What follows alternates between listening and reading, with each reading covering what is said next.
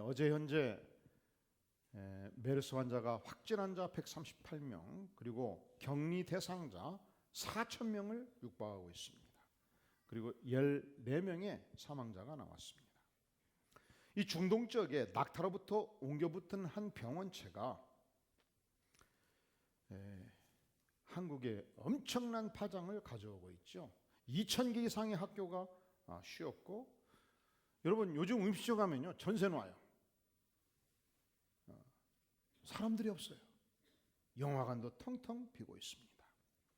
작은 메르스 병원체 하나가 한국에 진입해도 이렇게 요란하고 영향력이 큰데 생각해 보세요. 천지를 창조하신 전능자 하나님이 이 땅에 올 때는 어떨까요? 아니, 우리가 구약 성경을 보면은 모세가 시내산에서 하나님을 직접 만났습니다. 그때 성경은 불붙는 산, 흑암, 어두움과 구름, 폭풍과 나팔 소리가 있었다고 기록하고 있습니다. 유명한 선지자 엘리야가 호렙산에서 하나님을 만나 뵈었습니다. 열왕기상 19장 11절 이렇게 말씀합니다. 여호와께서 지나가시는데 여호와 앞에 크고 강한 바람이 산을 가르고 바위를 부수나. 여호와가 임했을 때 강한 바람이 뭘 갈라요? 산을 갈라요. 바위를 어떻게 해요? 그 거대한 바위들이 막 터져나가요.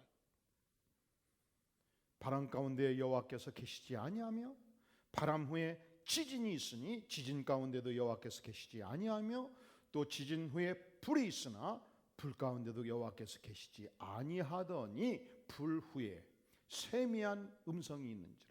불 후에 여호와 하나님의 음성이 들렸다는 것입니다. 그러니까 여호와 하나님이 엘리야를 만날 때 그 호렙산에서 어떤 현상이 있었는가? 크고 강한 바람이 바위를 가르고 있었습니다. 엄청난 지진이 일어났습니다. 불길이 솟구쳤습니다. 예수님이 이 땅에 오셨을 때는 어땠습니까? 예수님이 처음 이 땅에 오셨을 때 호련히 큰 광채가 났다고 기록합니다. 천군 천사들이 노래하고 찬양했다고 표현하고 있습니다. 하늘의 별이 동방박사들을 예루살렘을 향해서 예수님이 탄생했던 베들레헴의 집 앞까지 인도했습니다. 예수님께서 승천하실 때 제자들에게 성령을 보내시겠다고 약속했습니다. 이 사도행전 2장이 오순절 성령 강림의 모습을 보여주고 있어요. 어떻게 성령께서 오셨을까요? 우리 다 함께 2장 1절부터 4절까지 같이 한번 봉독하겠습니다. 사도행전 2장 1절에서 4절 시작. 오순절날이 이미 이름에 그들이 다 같이 한 곳에 모였더니 호련히 하늘로부터 급하고 강한 바람 같은 소리가 있어 그들이 앉은 온 집에 가득하며 마치 불의 혀처럼 갈라지는 것들이 그들에게 보여 각 사람 위에 하나씩 임하여 있더니 그들이 다 성령의 충만함을 받고 성령이 말하게 하심을 따라 다른 언어들로 말하기를 시작하니라. 아멘. 하늘로부터 급하고 강한 바람 같은 소리가 있었습니다. 불의 혀처럼 갈라지는 것들이 나타났습니다. 여러분, 세상에서 가장 큰 폭포가 어떤 폭포죠? 이과수 폭포. 한국에 있는 것 같아요. 이과수. 한국 사람 이름 같기도 하고. 이 폭포가 브라질과 아르헨티나와 파라과이가 접경하는 지역에 어마어마한 폭포입니다. 이 폭포 한 가운데로 들어가 버리면요 천상천하 보이는 모든 것이 폭포예요. 마치 지진이 일어나는 듯한 엄청난 폭포 소리가, 엄청난 물이 떨어지는 그 천지가 진동하는 소리가 압도합니다. 성령 하나님께서 오순절날 강림했을 때 그러한 모습이었습니다. 뿐만 아니라 예수님의 제자들이 함께 모여서 기도할 때 성령이 임했는데요, 그 당시 오순절이 되면 이 지중해 연안에 있던 이스라엘 백성들은, 남성들은 하나님을 경배하기 위해서 예루살렘으로 몰려들었습니다. 이태리에 있는 사람도 몰려들고, 그리스 반도에 있는 사람도 몰려오고, 터키 반도 몰려오고, 아프리카 북단 알렉산드리아에서도 몰려들었습니다. 그들은 이미 그 각 지역에서 3대, 4대, 5대 뿌리를 내리고 자라갔기 때문에 이미 그들의 제1 언어는 이 팔레스타인의 언어가 아니고 그들 지역의 언어였습니다. 그런데 놀라운 일은 성령이 임했을 때 예수님의 제자 12명이 120문도가 그 각 지역에서 온 모든 사람과 대화하고 그들에게 복음을 증거할 수 있는 언어 방언이 터져 나온 것입니다. 4절 하반절, 다른 언어들로 성령의 말하게 하심을 따라 다른 언어들로 말하기를 시작했다 했습니다. 여러분, 러시아어 배웠나요? 터키어 배웠나요? 그리스어 배웠나요?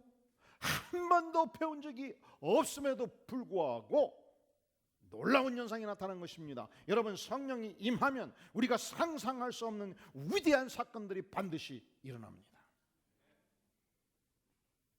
또한 그것은 오순절 성령 강림의 그 시대의 역사지요. 그러면 오늘날 우리의 시대에 어떤 역사가 일어날 수 있는가?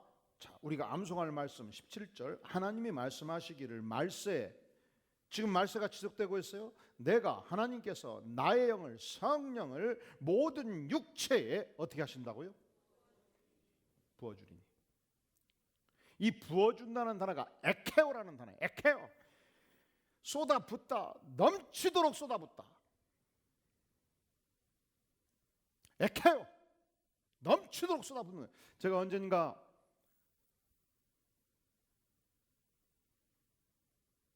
온천을 갔는데 온천 안에 줄이 서 있어요. 몇 사람이. 맨 앞에 있는 분이 연세가 있는 분인데 이 머리 위에서 물줄기가 세게 나오는데 머리를 딱 대고 시원하다 하면서 막 전진을 하는 거예요. 시원하다. 그래서 얼마나 시원하자, 나도 한번 해봐야 돼 기다리는데 이분이 내려오질 않아요. 그래 좀 지나니까 어깨에 대고 시원하다 시원하다. 그 봤더니 그 강한 물줄기가 굳어있는 막 근육을 쎄리니까 근육이 막 풀리는 거야. 이게 탁 되는 순간 뜨거라. 이게 뜨거운 온천물이었어요. 어르신들이 사우나 들어갈 때 뜨거운 사우나 들어가면서 뭐라고 하셔요? 시원하게 뭐가 시원합니까? 뜨거워요. 그렇게 성령께서 우리 육체에 쏟아부어 주신다 이 말이에요. 단지 육체의 표피가 아닙니다. 오장육부 내장까지 온전히 채워주십니다. 아니, 내 영혼 깊숙한 곳까지 성령께서 침투되어 들어옵니다. 에케오. 잠언 1장 23절은 말씀하기를 나의 책망을 듣고 돌이키라. 내가 나의 영을, 성령을 너희에게 부어주리니, 부어준다고 하잖아요. 이사야서 32장 15절은 말씀하니나 마침내 위에서부터 영을, 성령을, 하나님의 영을 우리에게 부어주리니. 성령은 그렇게 우리 안에 임하십니다. 전신을 향해서 쏟아부어주는 거예요. 그러면 내 안에 넘치고 넘치면, 차고 넘치면 그 다음부터는 나의 배에서 내가 가는 곳곳마다 생수의 강이 흘러가게 되어 있습니다. 요한복음 7장 37절은 말씀합니다. 예수께서 서서 외쳐가라되 누구든지 목마르거든 내게로 와서 마시라. 여기서 목마른 것은 단지 육체의 목마름을 말하는 것이 아니에요. 여기서 목마른 것은 영혼의 기갈을 말하는 것입니다. 여기서 목마른 것은 하나님을 사모하는 타는 목마름을 말하는 것입니다. 이 목마름이 있을 때 예수님께 와서 마셔라. 나를 믿는 자는 성경의 이름과 같이 그 배에서, 따라해 주세요, 생수의 강이 흘러나오리라. 생수의 강이 흘러나오리라. 성령께서 한 인간 안에 부어질 때, 하나님의 성령이 집단적인 교회 안에 부어질 때 은혜의 샘물이 터지는 것입니다. 영혼의 기쁨이 솟아오릅니다. 모든 죄성이 녹아내립니다. 우리가 예수를 믿어도 너무 바빠가지고 기도 생활이 멈추고 예배 생활이 멈추고 이 각박한 세상에서 막 시달리고 살다 보면 심령이 컬컬해집니다. 그리고 나를 모함하는 친구 있으면 굉장히 분노하고 미운 생각 들고 박살내주고 싶고 벼락 맞아버려라 이런 말이 막 나오려고 그러고 그래요 안 그래요? 솔직하게 그래요 안 그래요?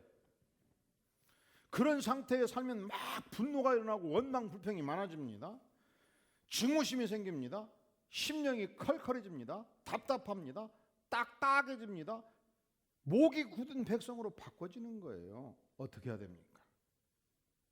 그럴 때 어떻게 해야 돼요? 그럴 때 예수 십자가 앞에 나와서 무릎을 꿇어야 돼요. 그럴 때 금요일 밤 교회에 나와서 무릎을 꿇고 하나님께 고백을 하는 것입니다. 주님, 제가 형식적으로 신앙생활을 했습니다. 심령이 딱딱합니다. 제 마음속에 죄성이 가득 차 있습니다. 입술로 범한 죄, 심령으로 범한 죄, 성령께서 임하셔서 찢어주시고 보혈로 녹여주시옵소서. 내가 나를 바꿀 수가 없으니 하나님이 나를 바꿔주시옵소서. 그때 에케오, 성령의 부어주심, 성령의 충만, 성령의 기름 부음이 임합니다. 우리 교회는 목장교회가 우리가 전체로 보이는 전체 교회만큼 가치 면에서 동등 가치가 있고 중요하다고 말해요. 우리가 만약에 소그룹에 속해 있지 않으면, 남성 목장, 부부 목장, 가족 목장에 속해 있지 않으면 나는 섬처럼 고립됩니다. 영적인 교제가 이루어지지 않습니다. 신앙 성장이 잘 일어나지 않아요. 근데 모든 목장에서 모일 때 첫 번째 질문은 통일되어 있어요. 뭡니까? 지난주 가장 감사한 일은 무엇이었습니까? 근데 여러분, 감사는요, 충분히 기도하고 성령 받아야 나와요. 자연인은 저절로 감사가 나오지 않게 돼 있어요. 예를 들어서 내가 10년 동안 밥 해주고 길렀던 조카가 있었습니다. 근데 이놈의 자식이 지난주 와가지고 내 속을 박박 긁고 갔습니다. 그래서 생각을 했습니다. 옛말에 틀린 말이 하나도 없어. 뭔 말이야? 예? 검은 머리 짐승은 키우는 것이 아니요. 그렇게 말 안 해요. 그 말을 할 때는 눈에서 불이 나오면서 입이 커지는 거예요. 옛말에 검은 머리 짐승 키우지 말라고 했는데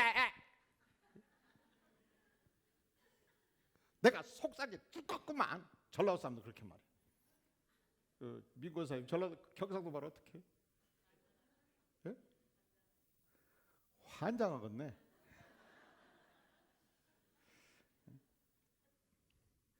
그런데 그 문제를 놓고 은혜를 받으려면 뭘 해야 된다고 그랬어요? 첫째로 기도를 하고, 첫째로 뭘 하고? 기도를 하고, 두 번째로 생각을 해야 돼. 그래서 기도를 하고 생각을 해보니까,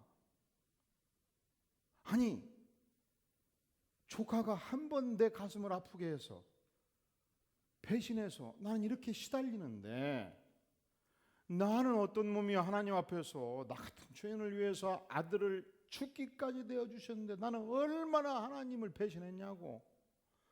그런데 주 앞에 나아가서 죄를 고백하고 주님 불쌍히 해주시옵소서 하면 그때마다 은혜를 주시고 받아주시니, 그렇구나. 하나님의 은혜가 참으로 크구나. 그래요 안 그래요? 지난주 제가 텔레비를 잠깐 봤는데 중간을 봐가지고 앞부분을 잘 몰라요. 그래서 조금 각색을 해도 이해를 해주세요. 이 시골 집에서 주인이 동네에 돌아다니는 빼빼 마른 개새끼 하나를 갖다가 키웠어요. 불쌍해서 밥도 주고 우유도 주고. 그런데 어느 날 그 집이 신장로 옆에 있었는데 2차선 도로 옆에 있었는데 이 주인 양반이 오토바이를 타고 다니는 오토바이를 몰고서 이 마당에서 이제 몰고 쭉 가다가 대로변 딱 가다가 차하고 부딪혀서 사고가 나서 죽을 뻔한 거예요. 그것을 걔가 딱 본 거예요. 그 다음부터 주인이 신장로 좀 떨어져 있잖아요. 20m 30m 부릉부릉 걸면 걔가 갑자기 그냥 손사래같이 신랑조 나와가지고 모든 차를 다 막는 거예요. 그래도 다가오면 그 차 밑으로 기어 들어가 버리는 거예요. 멈추라 이거예요. 나 죽어도 좋다 이거예요. 그래서 PD가 그러면 새벽 2시에 한번 해보자, 5시보다 하여간 언제든지 부릉부릉 하면 한 번은 시동 끄고 오토바이를 손으로 살살 밀고 신장로 앞까지 나왔어. 거기서 부릉 하니까 막 30m 저 계집에서부터 그냥 전속력으로 탁 나와가지고 딱 막는 거예요. 근데 그걸 보는데 다 너무 하나님께 죄송스럽고 은혜가 돼요. 은혜가 하나님께 죄송스럽고 은혜가 돼요. 감동이 돼요. 여러분 감동이 안 돼요? 개만큼 충성해라 김경서봐. 적어도 개만큼 충성해라 김경서봐. 이 썩은 놈의 자식아. 적어도 뭔 만큼? 뭔 만큼? 그래서 저는 개만도 못하다는 말을 지금부터 이해하기 시작했어요. 넌 개만도 못하다? 그 말이 굉장히 중요한 말이더라니까. 이야, 자기 목숨은 그냥 아무 생각이 없는 거예요. 그냥 여러분 감동이 안 돼요? 되지요.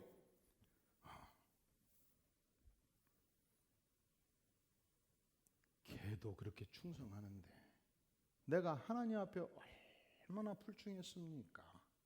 그러니 조카가 한번 나한테 서운하겠다고 해서 이렇게 배신감에 치를 떠는데 하나님, 내가 하나님을 얼마나 서운하게 했습니까? 용서하여 주시옵소서. 그러면 이제 목장에 가서 내가 기도하고 생각이 없이 말하면 이렇게 말합니다.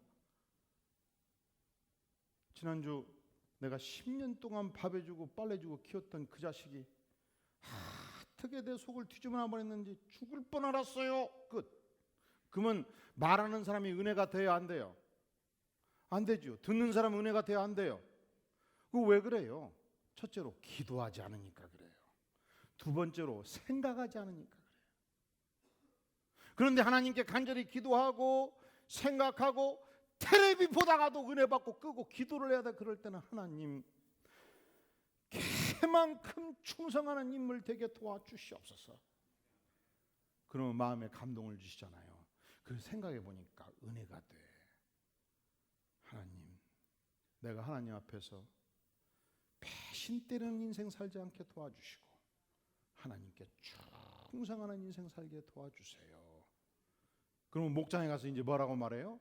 지난주 마음 아픈 일이 있었는데 기도하고 생각해 보니까 얼마나 감사한지 모르겠다고. 내가 지난 30년 예수 믿으면서 이렇게 하나님을 배신하고 저렇게 하나님을 배신했는데 죄를 고백할 때마다 받아주시고 용서해 주시고 그 은혜가 너무 큰 한 주간이었다고. 그리고 텔레비를 보면서 개만 또 못한 자식 받아주실 은혜가 얼마나 컸는지 모르겠다고 하면 물어요. 도대체 뭘 받냐고. 그러면 충성스러운 개 얘기함으로써 은혜가 돼야 안 돼요. 그래서 목장에서 모일 때는 모여서 기도하는 것이 아니고 모이기 전에 기도하고 충분히 생각하고 은혜 받은 내용을 함께 나누어서 목장마다 은혜 충만, 성령 충만한 목장이 될 수 있기를 주의 이름으로 축원합니다.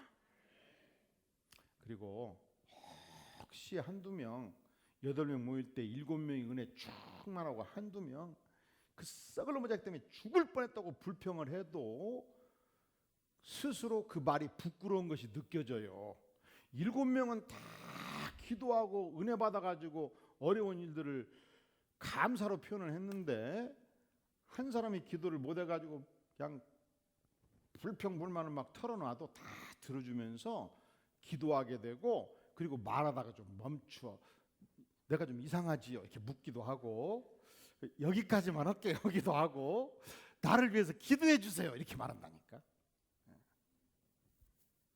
그래서 우리가 어려운 일이 있을 때, 불평스러운 일이 있을 때, 원망스러운 일이 있을 때 첫째로 뭐하고?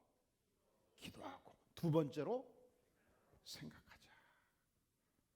그러면 성령이 만져주시고 적셔주시고 충만한 심령으로 바꿔주시는 것입니다. 미국의 앤 설리반이라는 정신병자가 있었습니다.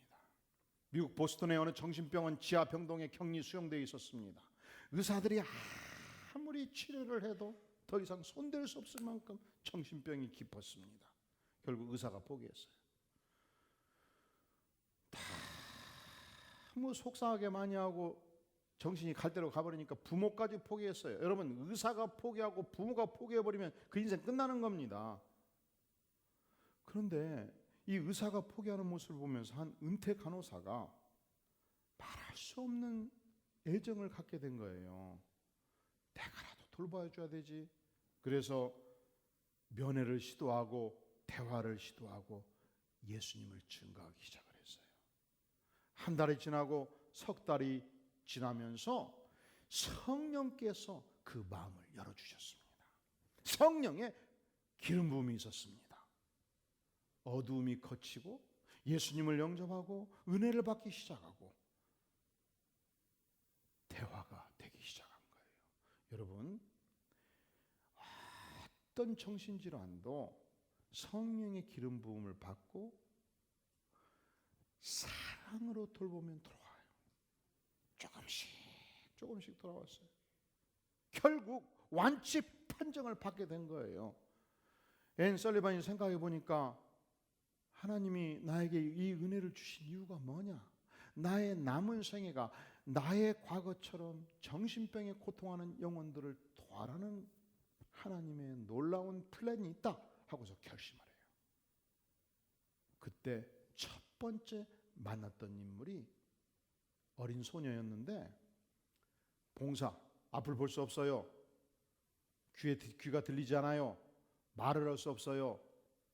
그 유명한 헬렌 켈러를 만나서 평생 동안 그 삶을 돕고 뒷받침했던 생애를 살아갔습니다.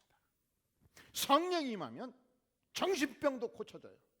성령의 충만이 임하면 듣지 못하고 볼 수 없고 말할 수 없는 영혼도 변화될 수 있어요. 은혜 받을 수 있어요. 자, 우리 안에 성령의 기름 부음이 있을 때 어떤 결과가 나타날까요? 자, 17절을 보겠어요. 하나님이 말씀하시기를 말세에 내가 내 영을 모든 육체에 부어 주리니. 첫째로 너희의 자녀들은 어떻게? 여기서 예언한다는 것은 프로페테이아인데 영어로 프로핏이라는 단어와 유사한 단어인데, 이 프로핏이 선지자지요. 구약시대 선지자의 능력을 갖는다는 거예요. 구약시대 선지자가 어떤 일을 했습니까? 하나님의 말씀을 받아서 증거하는 삶을 살아갔습니다. 그러니까 우리가 성령의 기름 부음을 받을 때 우리 자신이, 우리의 자녀들이, 우리의 가족들이 성령의 기름 부음을 받으면 증거 능력을 갖게 된다는 것입니다. 증거할 적마다 예수님을 믿고 회개하고 주 앞에 돌아오는 역사가 나타난다는 것입니다. 여러분, 우리가 예수님을 증거하고 전도하는 것은 내 힘으로 하는 게 아니에요. 성령의 기름 부음을 구해야지요. 그분의 감동으로 역사할 때 능력이 나타나는 것입니다. 두 번째, 너희의 젊은이들은 무엇을 보고? 이 환상이 비전이라는 단어입니다. 이 비전이 한글 사전에서 보면 미래에 대한 구상 이렇게 되어 있어요. 그렇다면 성경적 의미의 비전은 뭐냐? 하나님이 구체적으로 보여주시는 미래상이에요. 즉, 우리가 성령 충만을 받게 될 때에 한 개인으로서 내 인생의 미래에 하나님의 플랜을 보는 비전을 본다는 거예요.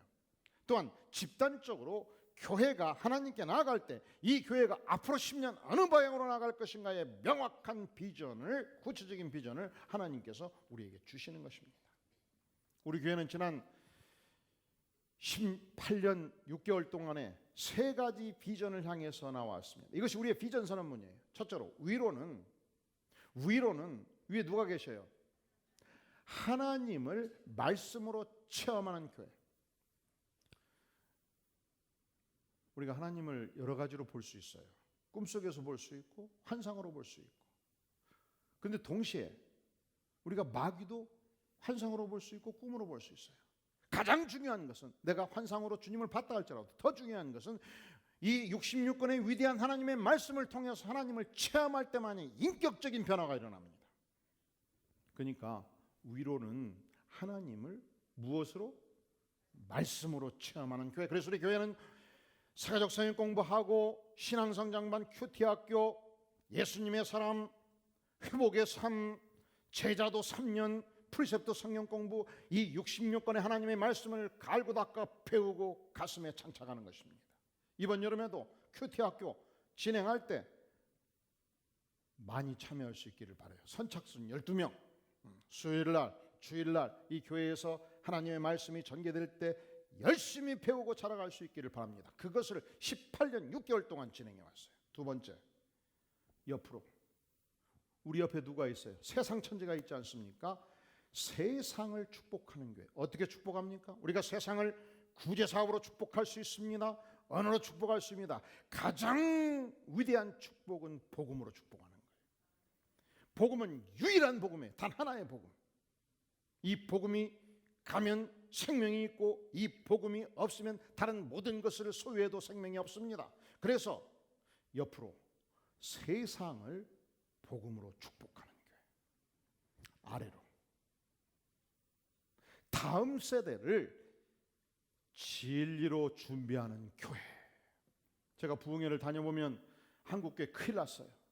1000명 되는 교회 평균 연령이 65세. 젊은 사람들이 없어요. 그래서 우리 교회는 젊은이들을 양성하고 미래 세대를 양성하는데 모든 역량을 집중할 것입니다.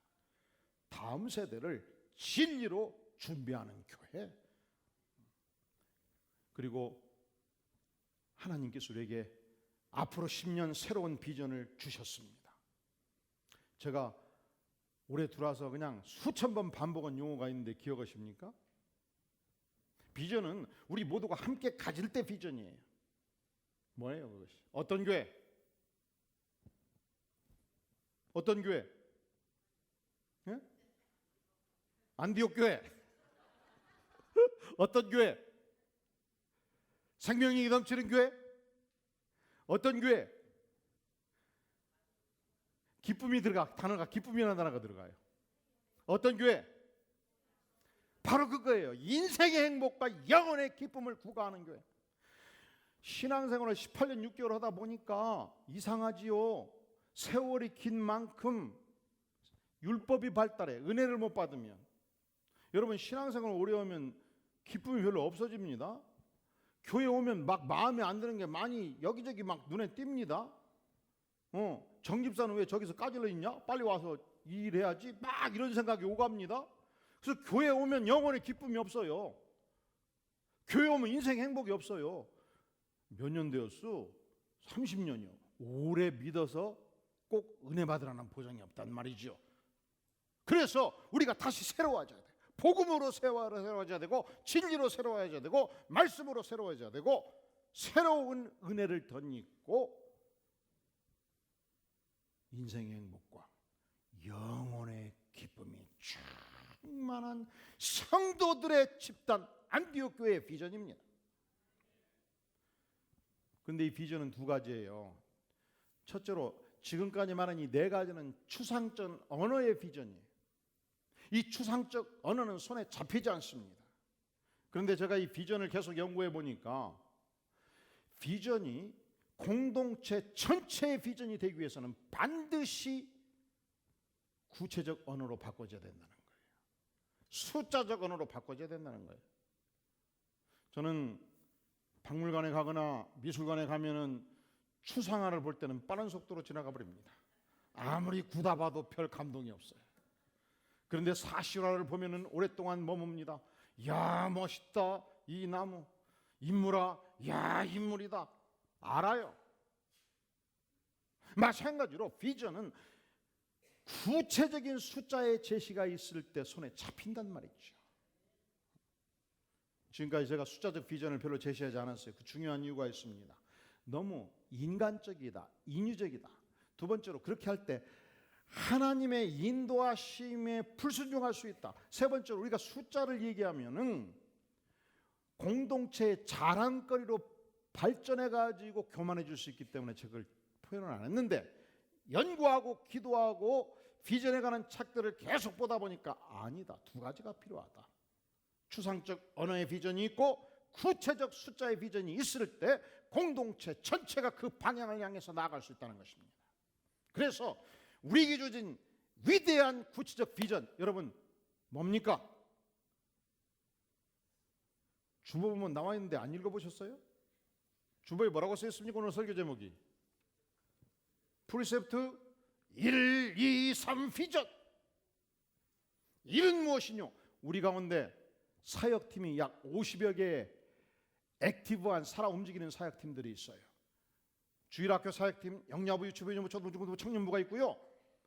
그 다음에 주차팀이 있고 각종 많은 사역팀들이 있습니다. 강하게 움직이는 약 죽전관교 50여 개의 사역팀이 있는데 2020년도에 우리에게 100개의 강력한 사역팀을 주시옵소서. 명확하게 잡히지 않습니까? 두 번째, 우리 안에 소그룹 공동체가 목숨만큼 중요해요.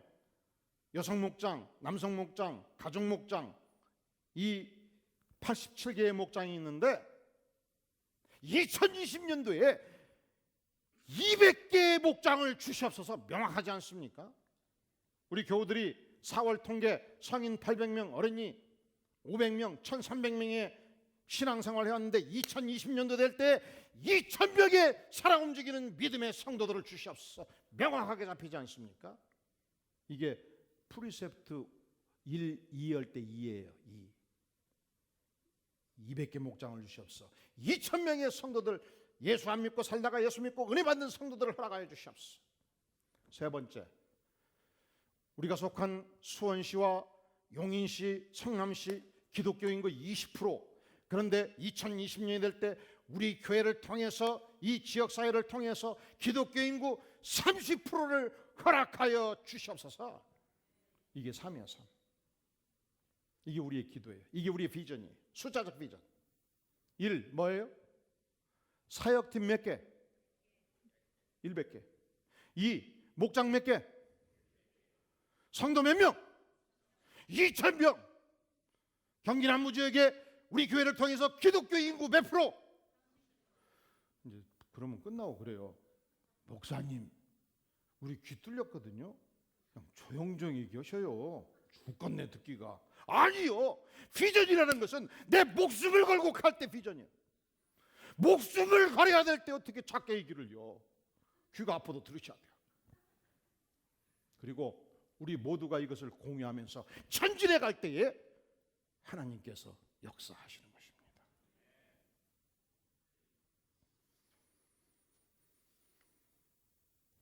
세 번째, 17절 하반절. 이건 번역이 좀 문제가 있어요. 너희의 누구는, 너희의 누구는, 제가 안 읽었어요. 너희의 누구는, 이거 번역 바꿔야 돼. 너희의 어르신들은 꿈을 꾸리라. 인생이 그렇습니다. 10살짜리한테 물어보세요. 너 뭐 되고 싶냐? 대통령이요. 20살 될 때 또 물어보세요. 장군이요. 30살 때 물어보세요. 7급 공무원이요. 50대 물어보세요. 아니 뭐 하시든지 일자리만 있으면 좋겠어요. 그런데 어르신들은 무엇을 꾸리라? 하나님이 주시는 위대한 하나님의 나라의 꿈을 꾼다는 것입니다. 연령을 초월하는 것입니다. 우리가 섬기는 선교사 중에 진용삼 선교사라고 있죠. 안신일 우리 교회에서 보냈지 않습니까? 그 친구는 제가 상도 제일교회에서 청년부 전도사 할 때 가장 열심히 성경 공부했던 친구예요. 대학생 때. 그 친구는 그냥 시간만 나면 교회 지하실에서 기도했던 친구였습니다. 진실해요. 깨끗해요. 근데 어머니 권사님이 그때 그랬어요. 이번에 와서 얘기를 들어보니까 참 가슴이 메어지더라고요. 이 어머니가 용인의 한 시골에 살고 계시는데 만나러 가서 밥 먹으러 가는데 그 5분 10분 가면서 만나는 사람마다 이 90된 권사님이 아이고 지난주 왜 교회 안 나와서 다음 주 꼭 나와. 아이고 예수 믿어야 살아. 이 노인 양반이 그냥 두 손을 잡고 걸어가면서 그 10분을 가면서 아들은 선교사는 가다가 쓰고 부끄럽더래요. 여러분, 하나님께서 우리에게 역사하시면 성령의 기름 부음을 주시면 나이가 70이 되든 100살이 되든 우리가 살아야 될 이유가 분명히 있는 것입니다. 이 위대한 복음으로 세상을 변화시키는 하나님의 능력을 보유하면 연령을 초월합니다. 그래서 우리 교회는 원래 은퇴가 없어요. 은퇴식 안 합니다. 은퇴식 하는 거 봤어요? 홍정훈 목사님 우리가 은퇴식 하는 거 봤어요? 은퇴 없어요. 하나님이 부르시는 그날까지 세상은 은퇴가 있어도 나의 부르심에는 은퇴가 없습니다. 놀라지 마세요. 담임 목사는 반드시 은퇴해요. 65세에 힘 떨어지면 빨리 은퇴할 수 있고 힘을 주시면 이 교단법이 정할 때까지 하고 은퇴할 거예요. 그러나 모든 성도는 하나님의 부르심 앞에서 충성하다가 부르시는 그날 9988-124 하시기를 바랍니다. 99세까지 팔팔하게 살다가 자손들이 갑자기 가면 놀라니까 하루 이틀 아프다가 천국 가는 축복을 누리시기를 주의 이름으로 축원합니다. 사랑하는 성도 여러분, 첫째로 성령 충만을 구하십시오. 두 번째로 우리가 성령 충만의 은혜를 받을 때 말씀의 능력을 덧입고 하나님의 위대한 비전을 붙들고 꿈을 이루는 복된 생애, 복된 교회 되기를 주의 이름으로 축원합니다. 머리 숙여 기도합니다.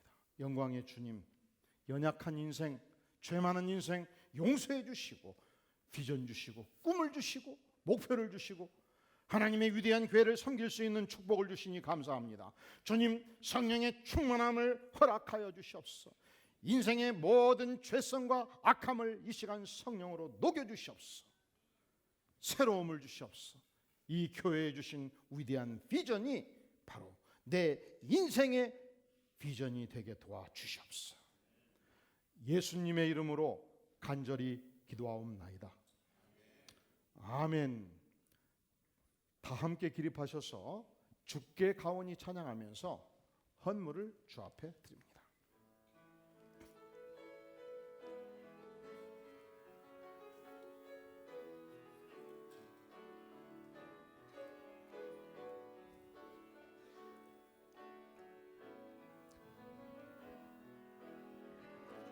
주께 가오니 날 새롭게 하시고 주의 은혜를 부어주소서.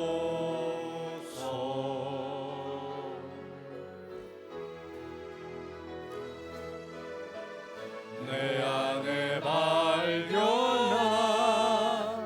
나의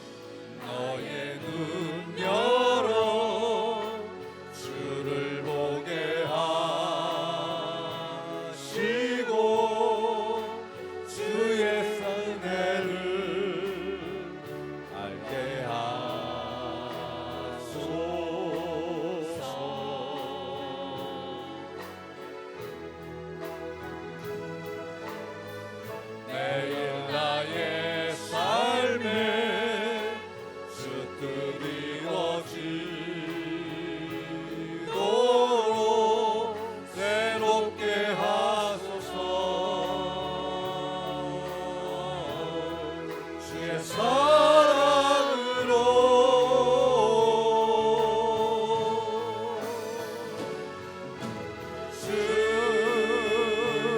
사랑 나를 붙드시고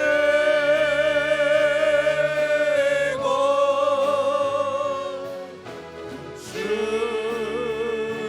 곁에 날 이끄소서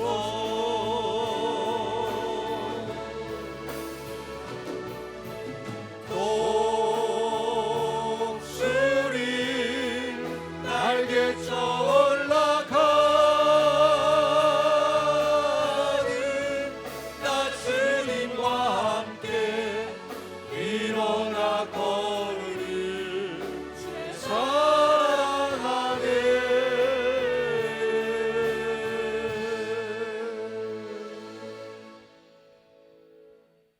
주님 감사합니다. 연약한 인생, 죄 많은 인생 받으시며 용서하시며 하늘나라 백성 삼으시며 비전 주시며 꿈 주시며 주의 나라의 확장을 위해서 쓰임받는 영광의 생애 주시니 감사합니다. 이 시간 각종 예물을 준비하여 하나님께 정성을 모두 나가는 손길 붙잡아 주시옵소서. 하늘의 위대한 비전으로 채워 주시옵소서. 인생의 행복과 영혼의 기쁨을 누리는 영광스러운 생애 되게 하여 주시옵소서. 하나님의 교회에 주신 비전이 온 백성의 비전이 되게 도와주시옵소서.